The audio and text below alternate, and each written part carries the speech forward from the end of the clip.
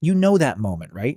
You walk into your coworker's birthday party, the music is loud, people are laughing and talking, conversations are flowing together like a current you don't know how to step into. And you just stand there holding a cup like it's a prop. Your brain, totally blank. You're not shy, you're not awkward, you're just an introvert. You like deep conversations. You have a lot of interesting things in your head. But the opening part, that small talk, it feels like a door with no handle. Meanwhile, there's always that one guy who walks in, high fives three people, cracks a joke about the snacks, and somehow walks out with 5 new connections and a weekend plan. What does he know that you don't?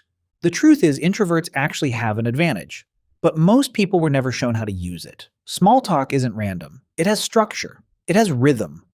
There are invisible signals people are scanning in the first few seconds. And once you see the mechanics behind it, the pressure disappears. Today, that changes. You don't need to act like a host. You don't need cheesy pickup lines or to force yourself to play the loud extrovert. I'm going to give you a practical 6-step system, a system that helps you start any conversation. But before we get into the techniques, we need to reset the way you see small talk. Most of us are afraid to start a conversation because we completely misunderstand its purpose. You walk into a simple chat and put the pressure on yourself like you're auditioning for The Voice. You think, I have to say something smart, I have to be funny, I have to prove to this person that I'm interesting and deep. Stop right there. No one is thinking about you as much as you think they are. Trust me. Small talk is not a stage for you to show off your personality. It's not a tool to impress anyone.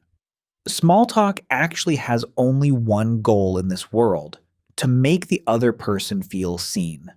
That's it. Just acknowledgement. In a world where everyone is glued to a 6-inch screen, in a society where we pass by each other like ghosts, the simple act of looking up, noticing a small detail about someone, and making a comment about it, it's almost like magic. It sends a signal of safety that says, hey, I see you, you're not invisible. Remember this line from me: you don't need to become more interesting. You just need to pay better attention. You don't need to be charming, you need to observe. Lock that into your mind. Now let's get into the 6-step system. Step 1. Observe and share a thought. The biggest mistake introverts make when trying to start a conversation is turning it into an interrogation. What do you do? Where are you from? Or have you been waiting long? Those are closed questions. They create pressure. They force the other person to dig through their brain and file a report back to you. No one likes feeling questioned. Instead, turn on your observation radar. Stop staring into their eyes trying to find a topic. Look at the environment around you. You're both sharing the same setting, right? There's a psychology principle here. When 2 people focus their attention on a third object, the face-to-face pressure disappears. Your job is to find something unusual, interesting, or even mildly annoying in the environment and make a casual comment about it, like you're just thinking out loud. Imagine you're waiting for the elevator in an office building. It's stuck on the 15th floor and refuses to come down. The silence feels heavy. Don't turn to the person next to you and ask, have you been waiting long? Look up at the elevator display, sigh a little, and say, I'm pretty sure this elevator is taking a nap on the 15th floor. Or you're standing in line at Starbucks on a busy Monday morning. Instead of asking, have you been waiting long? Just mumble, at this rate, I might not even need coffee anymore. See the difference? You're not forcing them to answer. You're just tossing a life raft into the awkward silence. You're sharing a perspective. If they want to, they'll smile and grab onto it. If they don't, they stay quiet and you lose nothing because you were just commenting on the elevator or the coffee shop. No risk, no rejection. And once they grab the signal and respond, don't let it fade out. Keep the rhythm going with step 2. Step 2. Respond with an open statement. Okay, let's say they laugh and say, yeah, seriously, this building's elevator is terrible. I'm late for work all the time because of it. Great, the fish took the bait. But this is where 90% of introverts trap themselves. Because you're nervous, you reply with a one-word answer that slams every door shut. Yeah or true. Boom. Conversation dead. Restart from 0. Don't do that. Communication is like ping pong. They just hit the ball to your side. You can't catch it, put it in your pocket, and walk away. You have to hit it back. And the tool you use is an open statement or a light guess. Instead of interrogating them again, make an open comment based on what they just said. They say, "I'm late for work all the time because of this elevator." You reply, "I'm guessing your boss has heard that excuse before." Or they're holding a giant cup of coffee. You say, "That coffee looks like it's your hero today." They respond, "Yeah, I pulled an all-nighter to finish a deadline." You say, "You look like you just survived a battle with that deadline. You holding up okay?" This kind of response does two things. First, it shows you're actually listening to what they said. Second, it invites them to explain and tell a story instead of just answering yes or no. People love talking about their own struggles or experiences, as long as you tap into the right thread. Now let's move to the next step. Step 3. Take control of the direction. This is a superpower I call the art of redirecting. Sometimes the other person will ask you questions, but they'll be boring ones. How was your weekend? Work been busy lately? If you answer honestly, "Oh, I just slept and cleaned the house," or "Work's been normal," congratulations, you just killed the conversation yourself. No one wants a detailed report on how well you mopped the floor. Remember this rule. In everyday conversation, you are not in court. You are not under oath to tell the truth, the whole truth, and nothing but the truth. You have the right to guide the conversation toward territory where you feel comfortable. Politicians do this all the time. A reporter asks one thing, they answer with the message they want to deliver. We're going to do the same thing, but for a better reason. Let's say someone asks, "Has work been busy lately?" You work in IT. Your job is mostly coding and fixing bugs. Talking about it is painfully dull. So you redirect, "About the same. But lately I've been trying to learn about Texas BBQ. Last week I turned a brisket into a total disaster." See the structure? Give a short answer to the original question, about 10%, add the word "but," then shift to the topic you actually care about, the other 90%. Or they ask, "Did you go anywhere this weekend?" You redirect, "I stayed home, but I just finished this sci-fi series on Netflix. You know, the one with time travel. The plot totally messed with my brain. Are you into that kind of stuff?" You just turned a dry small talk question into a doorway to your personal interests. And when you talk about something you enjoy, your eyes light up, your energy changes, and you naturally become more engaging. Introverts truly shine when they're speaking in their zone of passion. So create that zone yourself. You've got momentum now. But don't make the mistake of talking too much. That's when you need to hit the brakes with step 4. Step 4, pause to give the other person space to join in. Now we need to talk about silence. The biggest nightmare for introverts. We have a very unhealthy habit. Once we push past the awkwardness and finally start talking, we get so scared the conversation will die that we don't stop. We fill every gap with words. We over-explain. We ask and answer our own questions. We ramble with no breaks.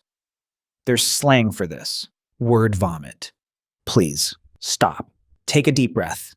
Communication is not a solo speech. When you toss the ball, you have to stand still long enough for the other person to run over and pick it up. After you finish a point or ask an open question, close your mouth. Look them in the eye. Give a small smile. Count quietly in your head. 1, 2, 3. That 3-second silence is not awkward silence. It's intentional silence. It gives their brain time to process what you said, organize their thoughts, and decide what they want to share. If you keep jumping in, you take away their chance to participate. You turn them into an unwilling audience. Remember this, a true small talk expert is not the one who talks the most. It's the one who creates the most comfortable pauses, so the other person wants to step in and fill the space. Don't fear silence. Use it as a tool. Once that pause opens the door for them to speak, your job is to mine for gold with the next step. Step 5, find common ground. This is where small talk levels up and turns into deep talk. This is where introverts start to take control of the game. During a conversation, people constantly drop breadcrumbs, little keywords hidden inside their sentences. Your job is to perk up and listen carefully so you can pick up those crumbs. For example, you ask, "Was traffic bad this morning?" They reply, "Yeah, totally jammed. I was already exhausted because my cat got sick last night, so I was up all night taking care of her." A poor communicator would say, yeah, highway traffic is the worst. Wrong. You just walked past a gold mine. The most valuable keyword in that sentence is not traffic, and it's not exhausted. It's my cat. That's where the emotion is. That's what they actually care about. Grab it. Dig into it. You have a cat? What breed? Is she okay now? Boom. Goodbye, boring traffic talk. Welcome to Pet Lover Club. From this moment on, you don't have to force words out anymore. Shared experience and shared emotion will naturally carry the conversation forward. They love reading? Ask about the last book that changed the way they think. They love backpacking? Ask about their most unforgettable moment in a new place.